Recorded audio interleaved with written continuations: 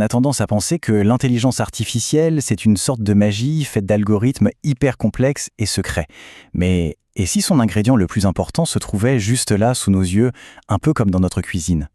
Aujourd'hui, on va enfiler le tablier pour découvrir ce qui fait vraiment tourner la machine de l'IA.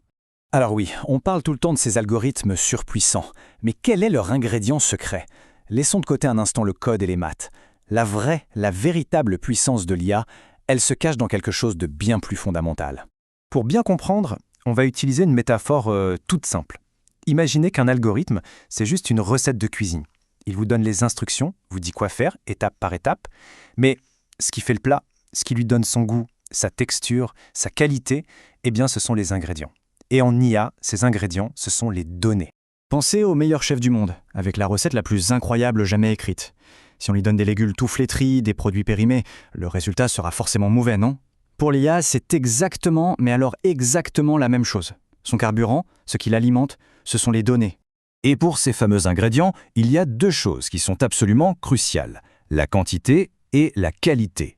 Pour apprendre à une machine ce qu'est un chat, ça ne suffit pas de lui montrer une seule photo. Non, il lui en faut des milliers, des chats de toutes les races, sous tous les angles. Mais attention, si on ne lui montre que des chats noirs, elle va finir par croire que tous les chats sont noirs. La qualité et la diversité, c'est donc la clé. Bon, alors comment on s'y prend? La toute première étape, comme pour n'importe quelle bonne recette, c'est d'aller faire les courses. C'est ce qu'on appelle la collecte. Et un bon chef, il ne prend pas n'importe quoi au hasard sur l'étalage. La règle numéro 1 du marché, c'est la pertinence. C'est du bon sens. On veut faire une tarte aux pommes, on ne va pas acheter des poires. Eh bien c'est pareil ici. Pour prédire le prix des appartements à Paris, ça ne sert à rien de collecter des données sur les fermes en Normandie. Il faut bien cibler. Une fois qu'on a fait les courses, on ne jette pas tout directement dans la casserole. Non, c'est là que commence une phase absolument cruciale, qui est d'ailleurs souvent la plus longue et la plus importante en IA, la préparation. Donc le processus, il est simple, en 3 temps. On a fait nos courses, c'est la collecte. Vient ensuite le nettoyage, un peu comme quand on lave ses légumes pour enlever la terre.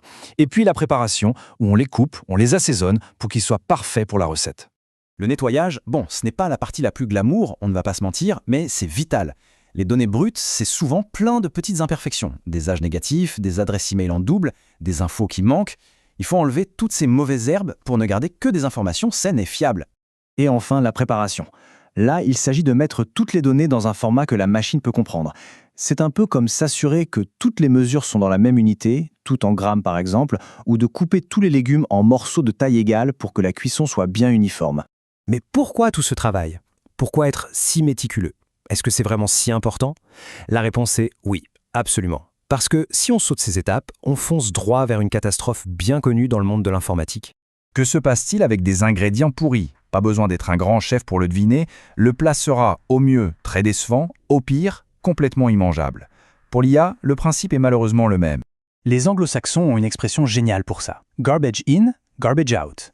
En gros, si on met des déchets à l'entrée, on aura des déchets à la sortie. C'est une règle d'or immuable. La qualité du résultat dépend directement de la qualité des ingrédients de départ. Et les conséquences peuvent être concrètes, et parfois même assez graves. Un algorithme de reconnaissance faciale entraîné sur des visages peu variés, par exemple, risque de très mal fonctionner.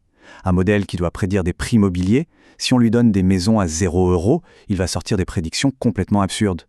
L'IA devient alors non seulement inutile, mais même contre-productive.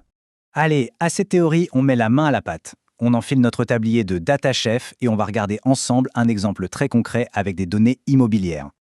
Voilà nos données brutes. C'est notre garde-manger et comme on peut le voir, il est un peu en désordre.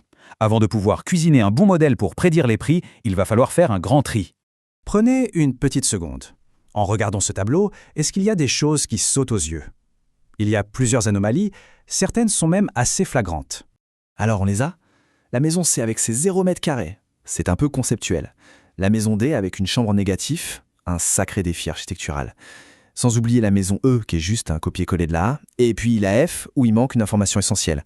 Notre mission est donc claire. Il faut transformer tout ce bazar, tout ce bruit, en un signal clair et net. On doit créer un ensemble de données vraiment fiables pour que notre algorithme ait une base saine pour travailler.